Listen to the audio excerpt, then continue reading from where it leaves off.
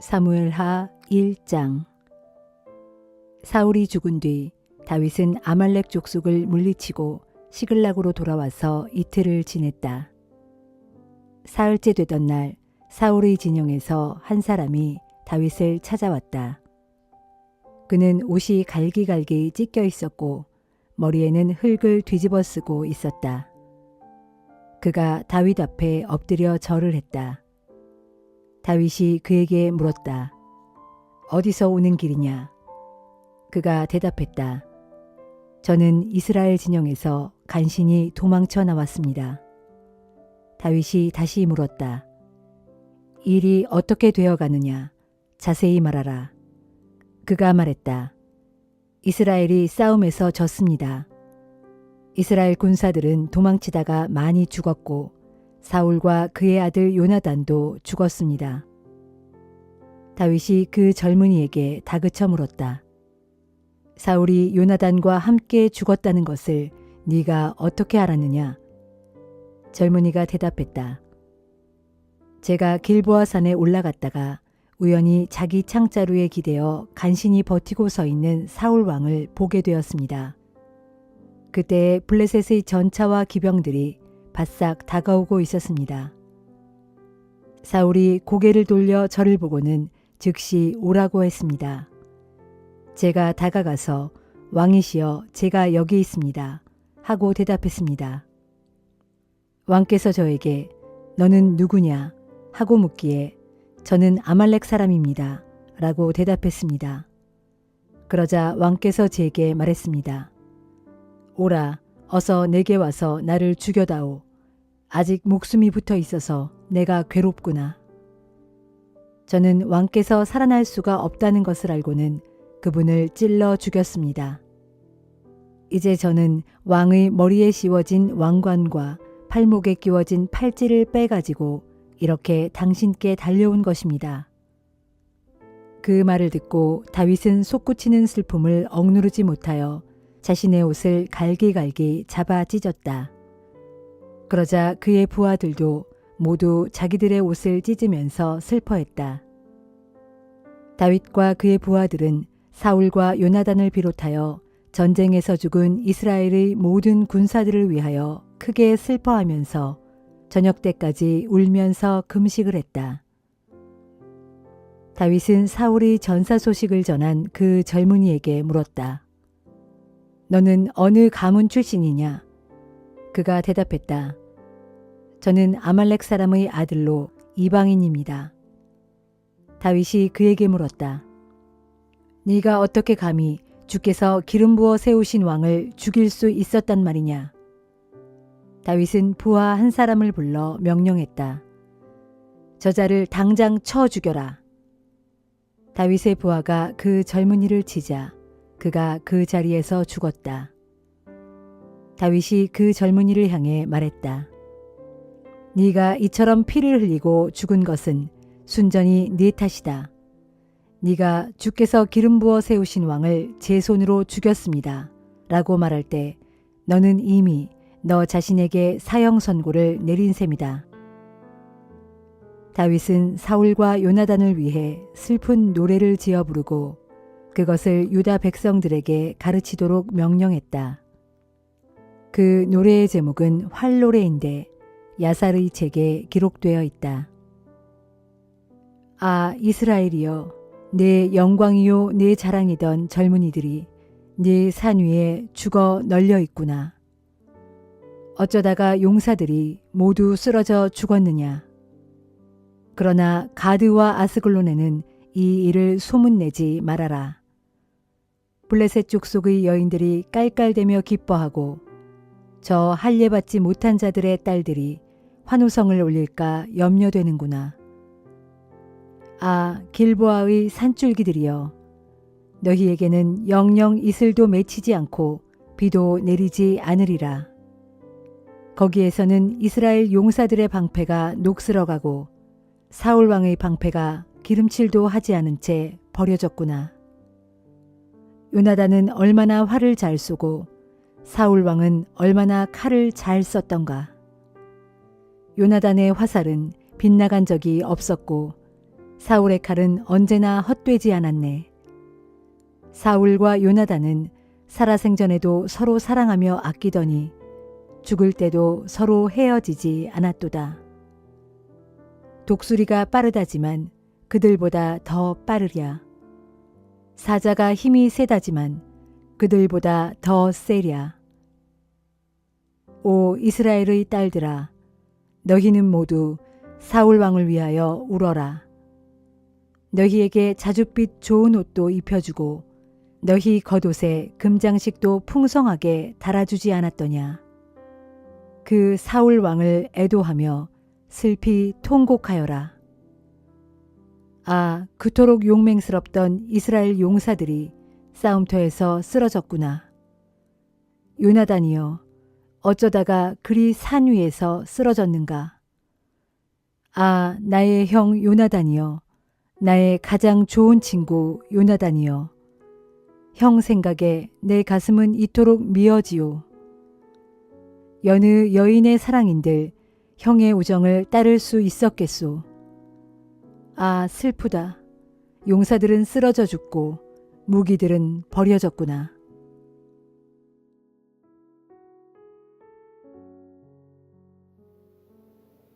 고린도전서 12장. 형제들이여, 나는 여러분이 성령의 신령한 은사에 대해서 모르는 것을 원치 않습니다. 아시다시피 여러분은 신자가 되기 전, 곧 이방 사람으로 있었을 때는 말 못하는 우상에게 이리저리 끌려다녔습니다. 그러므로 나는 여러분에게 이 사실을 알려드립니다. 하나님의 영, 곧 성령으로 말하는 사람은 누구도 예수를 저주하지 않습니다. 또 성령으로 말미암지 않고는 누구도 예수님은 주시다 라고 말할 수 없습니다. 은사는 여러 종류가 있지만 모두 동일한 성령에게서 비롯된 것입니다. 하나님을 섬기는 직분은 다양하지만 모두 동일한 주님을 모시는 일입니다. 다양한 종류의 사역이 있지만 사람들을 통해 그 모든 사역을 이루시는 분은 동일한 하나님이십니다. 각 사람에게 나타나는 성령의 은사들은 모두 공동의 유익을 위해서 주어지는 것입니다. 어떤 사람에게는 성령을 통해 지혜의 말씀이 주어지고 어떤 사람에게는 동일한 성령을 통해 지식의 말씀이 주어집니다. 또 어떤 사람에게는 동일한 성령에 의해 믿음의 은사가 주어지고 어떤 사람에게는 병 고치는 은사가 주어집니다. 또 어떤 사람에게는 기적을 행하는 은사가, 어떤 사람에게는 예언을 베푸는 은사가, 어떤 사람에게는 영을 분별하는 은사가 각각 주어집니다. 그리고 어떤 사람에게는 여러 가지 방언을 할 수 있는 은사가 주어지고 어떤 사람에게는 그런 방언을 해석하는 은사가 주어집니다. 이 모든 은사들은 한 분이신 동일한 성령에게서 비롯되는 일입니다. 진실로 성령께서는 자신이 원하시는 대로 각 사람에게 적합한 은사를 나누어 주십니다. 몸은 하나이지만 여러 지체로 이루어져 있습니다. 또 여러 지체로 이루어져 있지만 한 몸을 이룹니다. 그리스도의 몸도 이와 마찬가지입니다. 유대인이든 헬라인이든 종이든 자유인이든 우리는 모두 한 성령으로 세례를 받아 한 몸을 이루었고 그래서 모두가 한 성령을 마시게 되었습니다.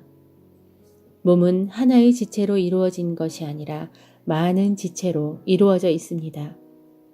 만일 발이 나는 손이 아니므로 몸에게 속하지 않았다 하고 말한다고 해서 발이 몸의 지체가 아닐 수 있습니까?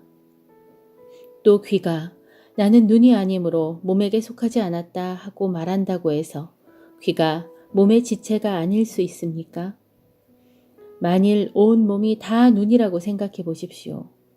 그러면 어떻게 들을 수 있겠습니까? 또 만일 온 몸이 귀로만 되어 있다면 어떻게 냄새를 맡을 수 있겠습니까? 그러나 하나님께서는 자신이 원하시는 대로 우리 몸에 여러 지체를 마련하시고 서로 유기적으로 연결되어서 하나가 되게 해주셨습니다. 만일 몸이 한 지체로만 되어 있다면 어떻게 그것을 몸이라고 할 수 있겠습니까? 그래서 몸에는 여러 지체들이 있고 또 그것들이 하나의 몸을 이룹니다. 그러므로 눈이 손더러 너는 쓸모없어 라고 말할 수 없습니다. 또 머리가 발더러 너는 필요 없어 라고 말할 수도 없습니다. 이뿐만 아니라 연약해 보이는 지체가 사실은 가장 없어서는 안 될 소중한 부분입니다. 생각해 보십시오. 우리는 하찮게 여겨지는 지체를 더 소중히 여기고 남에게 보이기 흉한 지체를 더욱 조심스럽게 보호합니다.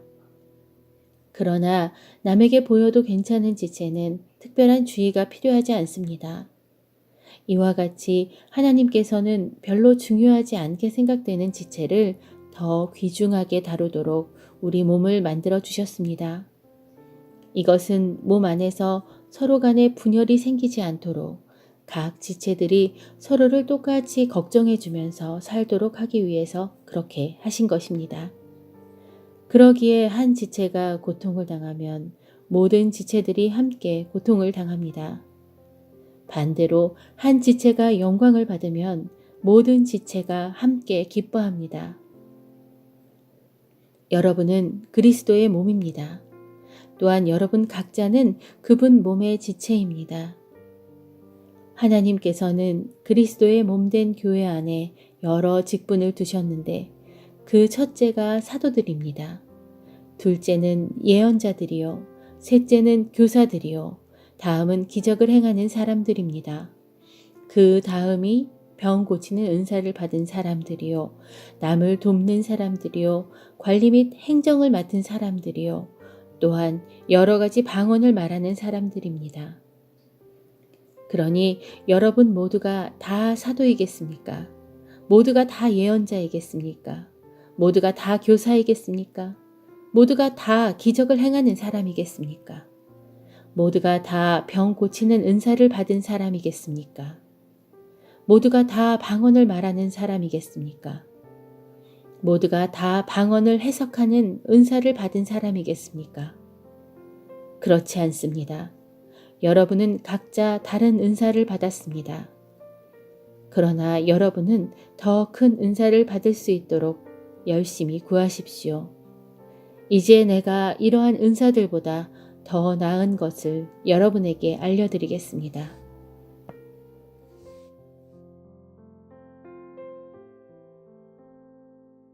에스겔 10장.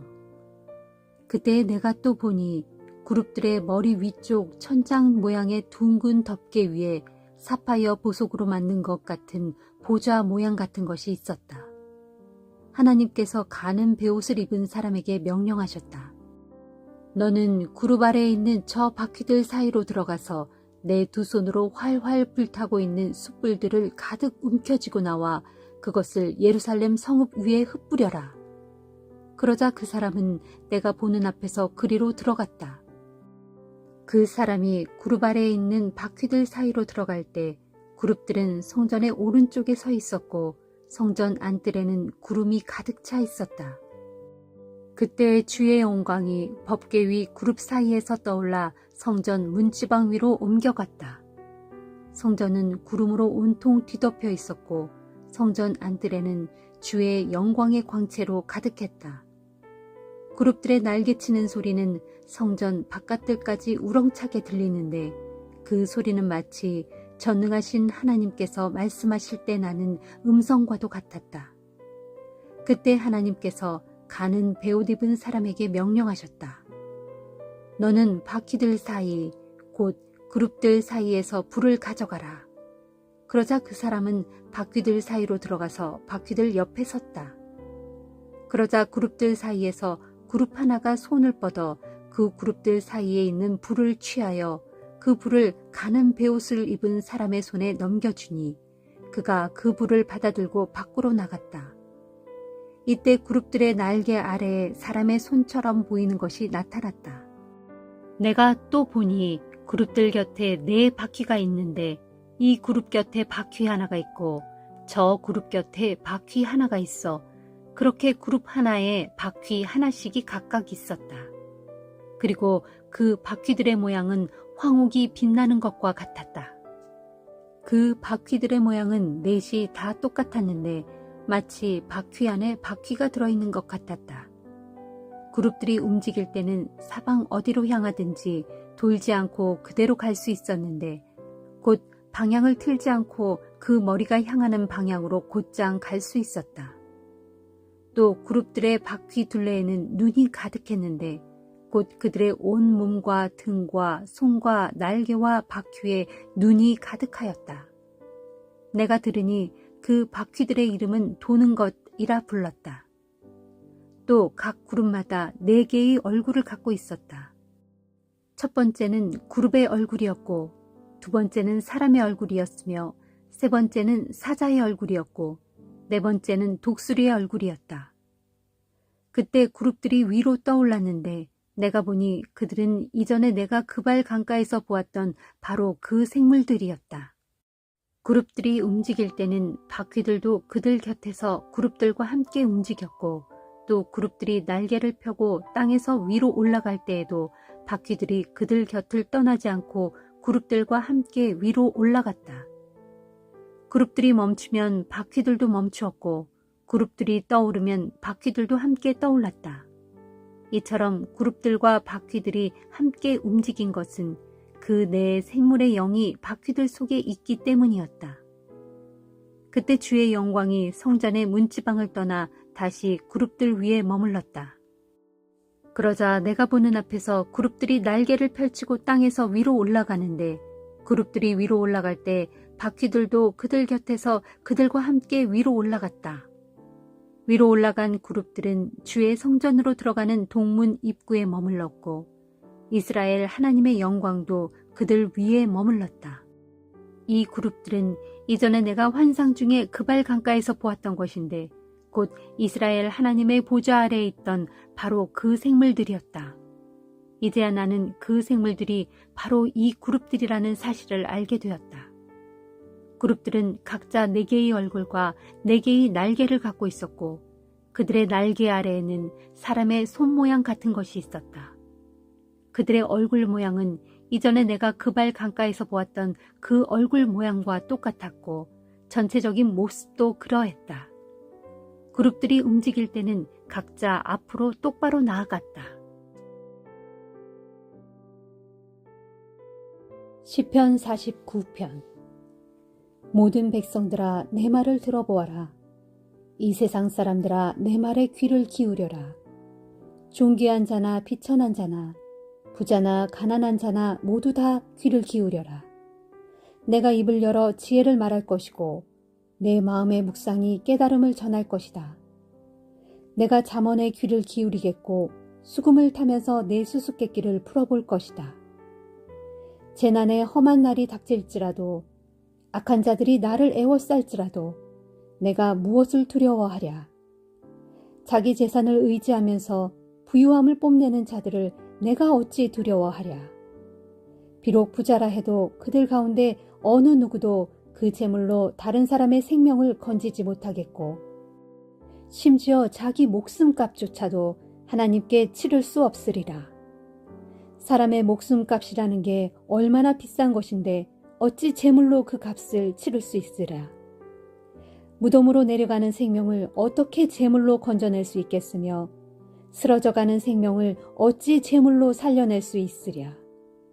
아무리 지혜로운 사람이더라도 어리석고 우둔한 사람과 똑같이 결국엔 죽게 마련이어서 애써 모은 재산은 이 땅에 모두 두고 갈 수밖에 없는 것.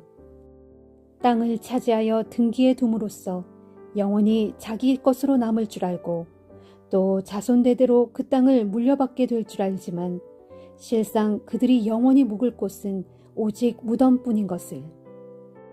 사람이 제 아무리 많은 재산을 차지하고 온갖 영화를 누려도 그것이 그리 오래가지 못하고 결국엔 미련한 짐승들과 마찬가지로 헛되이 죽고 말 것이니 이것이 자신만을 의지하고 사는 자들과 또한 그런 자들의 말을 인정하고 따르는 자들이 마침내 맞이하게 될 허무한 운명이리라. 저들은 몰려가는 양떼와도 같이 무덤을 향해 몰려가게 될 운명이니 장차 죽음의 먹이가 되고 말리라. 아침이 오면 정직한 자들이 그들을 지배하리니 그들의 몸은 땅 위에 호화롭고 아름답던 저택을 멀리 떠나 어두컴컴한 무덤 속에서 외로이 썩어가리라. 그러나 오직 하나님께서는 내 영혼을 구원해 주시리니 장차 나를 무덤의 세력에서 건져 올려 자신께로 데려가시리라. 그러므로 너희는 어떤 사람의 재산이 점점 불어나 큰 부자가 되는 것을 보더라도 스스로 초라해하거나 속을 끓이지 말라. 그 사람도 죽으면 아무것도 가져갈 수 없고 그가 가졌던 재물과 그가 누렸던 영화도 그를 따라 내려가지 못할 것이다. 비록 사람이 한평생 부족함 없이 살아서 이만하면 되었다 하고 스스로 흡족해하고 또 다른 사람들에게도 칭송을 받았다 하여도 결국에는 그 사람 또한 자기 조상들이 있는 곳으로 돌아가서 생명의 빛을 영영 다시 보지 못한다.